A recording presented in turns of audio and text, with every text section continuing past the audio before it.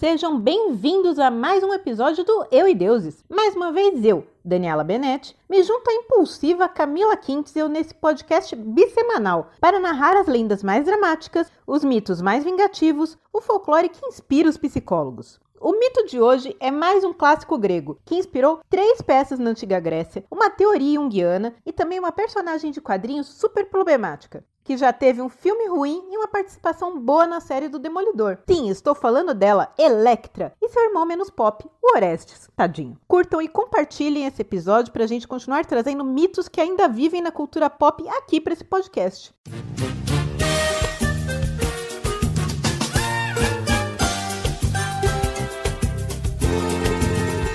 O mito de hoje tem uma ligação com outro que a gente já contou aqui. Lembram da história da Leda e o Cisne lá da primeira temporada? Se vocês não ouviram, passa lá e escuta que é rapidinho. Mas para quem lembra, no final a Leda teve 2 casais de gêmeos, Helena e Pólux, filhos dela com os Zeus, e Castor e Climenestra, com seu marido o rei Tíndaro. Pois bem, os filhos de Leda tiveram uma vida bem agitada e sim, a Helena é aquela Helena da Guerra de Troia, que um dia a gente conta aqui. Quando Helena casou com o rei Menelau, sua irmã Climenestra foi obrigada a casar com Agamenon, ou Agamenon, vou chamar de Agamenon. Parecia boa ideia, né? 2 irmãs casadas com 2 irmãos. O problema é que Clitemnestra já era casada com Tântalo. O que Agamenon fez? Matou o primeiro marido dela. Aí você vê que a coisa não começou bem. Sujeito ruim, mente criminal. O rei Tíndaro, que estava interessado numa aliança política, fez vista grossa e aceitou o casamento apesar dos protestos dos outros filhos. Já que não tinha jeito, Clitemnestra virou mulher de Agamenon e teve com ele 4 filhos. 3 filhas, Ifigênia, Electra e Crisotemis, e um filho, Orestes. Sua filha favorita era Electra, a filha mais ou menos do meio, né? Que são 4, mas enfim, das meninas era a filha do meio. Muito inteligente, muito próxima dele. O Agamenon era parada dura. Sua família vivia em guerras, conflitos por reinos, e quando ele conheceu Clitemnestra, ele e o irmão tinham ido para a cidade delas, Esparta, para buscar refúgio e apoio contra um parente que havia roubado o trono deles. Com a ajuda de Esparta, que acabou ficando com o irmão Menelau por casamento, né, que ele casou com Helena, que era princesa de Esparta, não apenas Agamenon retomou o reino, como expandiu seus domínios, tornando-se o regente mais poderoso da Grécia na época. Por isso, quando Helena foi raptada, ou fugiu, porque todo mundo sabe que essa história é mal contada, o Agamenon aproveitou a desculpa e declarou guerra a Troia, convocando a Grécia inteira para seguir com ele e assim conquistar mais um reino.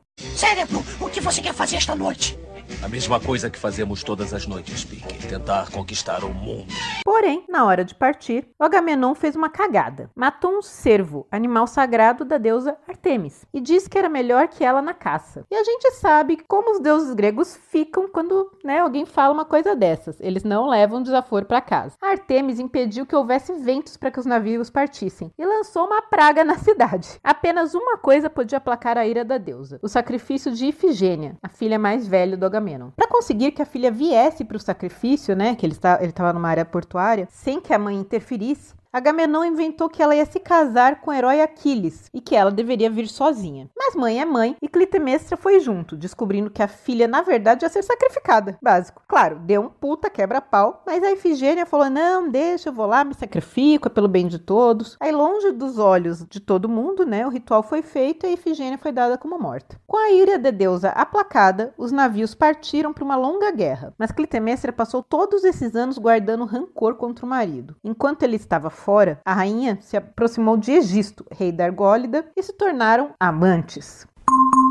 Um corno foi detectado. A guerra foi longa, durou 10 anos. E quando Agamenon voltou, ele trouxe com ele uma escrava sexual, olha só que cara bacana, a sacerdotisa Cassandra. Sim, não bastou obrigar a mulher a casar na marra, sacrificar a filha mais velha para ir buscar a cunhada na marra, tinha que trazer uma amante também à força. Agora imagine a cara da Clitemnestra. Imaginou? Foi pior. Ela falou um monte, xingou, esperneou, mas de nada adiantou. Ela teve que engolir que o marido tinha uma escrava sexual dentro de casa e que todo mundo sabia. Feliz mesmo, só ficou a Electra, que tinha aquela imagem do pai legal da infância dela. Quando ele foi embora, ela era pequena. Seus irmãos eram novos, não lembravam dele, mas a Electra sim, que era a princesinha do papai. Com o reino em festa pela volta, Clitemnestra contou a Agamenon que o rei Egisto queria celebrar a vitória grega e que ele o convidou para um banquete em Argólida. Eu sei, e vocês sabem, que isso tem cara de arapuca. Mas Agamenon, que era muito vaidoso e estava longe há um tempão, nem percebeu. Conversa vai, conversa vem, todo mundo come e bebe, e eis que antes de dormir, Agamenon vai tomar um belo banho de banheira. Não deu outra. Clitemnestra e Egisto pegaram ele de surpresa e o mataram, abrindo sua cabeça com um machado. Pois bem, Electra, logo que soube o que aconteceu, e já percebendo que a mãe estava voltando para casa com Egisto, o novo marido, a primeira coisa que ela pensou foi: ele vai matar o meu irmãozinho, Orestes, porque ele é o herdeiro direto. Então, ela mandou que um servo levasse o menino para Estrófilo, um rei que era seu tio por parte de pai, casou com a irmã do pai dela. Quando Egisto chegou, ele já descobriu que Electra tinha se adiantado e tirou o menino, né? Evitou que o menino fosse morto. Ele encarou a moça como um desafeto pessoal. Então, ele fez dela escrava no palácio. E vocês acham que a Clitemnestra disse um A? Nada. Ela nem dirigia a palavra para Electra. A Electra comeu o pão que o diabo amassou, sendo humilhada e maltratada no palácio, tipo a Branca de Neve, sabe? Mas ela não tinha nada de coraçãozinho puro, não. Ela pedia todos os dias aos deuses uma forma de vingar a morte do seu pai adorado. Ele era um lixo, a gente sabe. Mas, né, era o pai dela, vai fazer o quê? Seu padrasto tinha tanto desdém por ela que obrigou Electra a se casar com um velho camponês bem miserável para que nenhum descendente dela tivesse direito ao trono. Dizem as lendas que o camponês nunca tocou na Electra por respeito, porque ela era uma princesa e tal, sofrida, mas eu acho que ele tinha medo, porque a bicha era braba. Bem, Electra esperou por anos algum sinal dos deuses, vivendo na mais absoluta pobreza, Maria do bairro ajudando o camponês. Maria la del barrio soy. Até que, enfim, isso aconteceu. Seu irmão Orestes retornou. Ele veio para Micenas junto do primo Pílades, disfarçado como um mensageiro que procurava notícias de Electra. E foi recebido por quem? Pelo velho camponês, que aí já o levou direto para Electra. A história do reencontro varia de versão, mas na mais famosa, o Orestes reencontra Electra quando ela está visitando o túmulo do pai. Ela então o reconhece por uma cicatriz que ele tinha no rosto. Reunidos, os irmãos começam a planejar a vingança durante um festival que atrai muitos estrangeiros. Então, eles mandam que o velho vá até o palácio e diga que a Electra teve um filho. E isso obriga a Clitemnestra a sair do palácio e ver a filha e o suposto neto, enquanto Egisto fica sozinho, distraído com as festividades. Aí virou passeio. Orestes e o primo vão lá e zás, matam o rei. O Orestes leva o corpo com ele, para que a Electra possa dizer umas verdades pro morto, porque a raiva era tanta que ela queria falar com ele meio morto, sabe? Mas ela exige que o Orestes termine de vingar a morte do pai. Tipo, não acabou por aí, você tem que matar a Clitemnestra, porque essa era a vontade dos deuses, porque ela tramou contra o nosso pai. Truque sujo, que deixou o rapaz ali numa situação, né? Porque, tipo, é a mãe, velho. Vou matar minha mãe. Ele ouve passos e se esconde. É aí que Clitemnestra chega e começa o quebra-pau estilo casos de família. Família de quê? Só se for família de rato mesmo! Rato mesmo! Electra acusou a mãe pela morte do pai, acusou ela de abandono, de tipo, você é uma péssima mãe, ó, fui maltratada, virei sua empregada e tal. E a Clitemnestra se defendeu relembrando que o pai era um lixo tóxico, que é verdade, e que, na verdade, ela amava muito a filha e se fazia de indiferente para que o Egisto não prestasse atenção na Electra e não quisesse matá-la. Só que a Electra não quis saber nada dessa conversinha, a coisa foi escalando, quebra-pau foi ficando feio, Orestes foi se meter e aí gente armada no meio da discussão só dá merda. Ele acabou enfiando uma faca na garganta da própria mãe, incentivado por Electra. Na mitologia grega, existe uma regra clara, Arnaldo. Crimes contra o próprio sangue, ou seja, pai, mãe, filhos, atraem as eríneas, ou fúrias, entidades que perseguem e atormentam esse tipo de criminoso. Ou seja, elas não deixam que ele durma, gritam seus crimes, açoitam os culpados, elas fazem isso até que ele enlouqueça. E claro, sobrou para Orestes.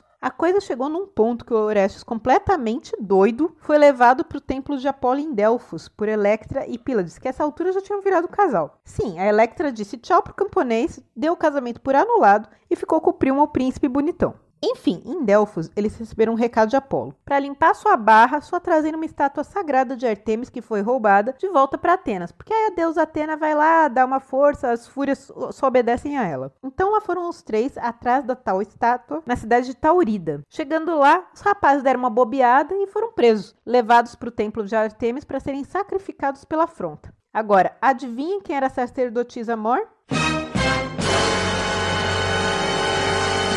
Ifigênia, minha gente. Ifigênia não morreu. Foi levada pela deusa para servir no templo. Que plot twist, hein? Ao descobrir que Orestes era seu irmão, Ifigênia contou uma historinha mole de que a deusa tinha mandado uma mensagem para ela sobre eles e tal. deu uma enrolada e ajudou todo mundo a fugir com a estátua. E fugiu junto. Assim, Orestes se livrou da loucura e virou rei de Micenas, enquanto Electra casou com o primo e virou rainha lá da cidade dele. Mais tarde, Orestes casou com a prima Hermione, filha da Helena, e anexou Esparta aos seus domínios. Então, apesar de tudo, final feliz para todo mundo, menos para Clitemnestra, que teve uma vida de bosta. Essa lenda inspirou Jung a criar uma versão do que seria o complexo de Édipo para as meninas, que seria o complexo de Electra, né, que é a admiração que as meninas têm pelo pai. Hoje acho que não é nem mais usado e só era usado na psicologia junguiana, tá? Mas eu acho bacana, porque eu acho que a relação é diferente mesmo. Mas aí, psicólogos que ouvem esse programa, por favor, se manifestem. Esse foi mais um episódio de Eu e Deuses, seu podcast bissemanal de mitologias, todas as segundas e quintas, no seu agregador de podcast favorito, no nosso canal no YouTube e também no nosso site, euideuses.com.br. Curtiu? Mande seus recadinhos e pedidos para contato@euideuses.com.br ou passe nas nossas redes sociais, Facebook, Instagram e YouTube. Não esqueça de divulgar para os amigos para a gente continuar trazendo essas histórias profundas e dramáticas para vocês. E fica aquela dica que a gente não esquece e não perdoa. Vai ler uns livros. Até o próximo Eu e Deuses. Bye, bye!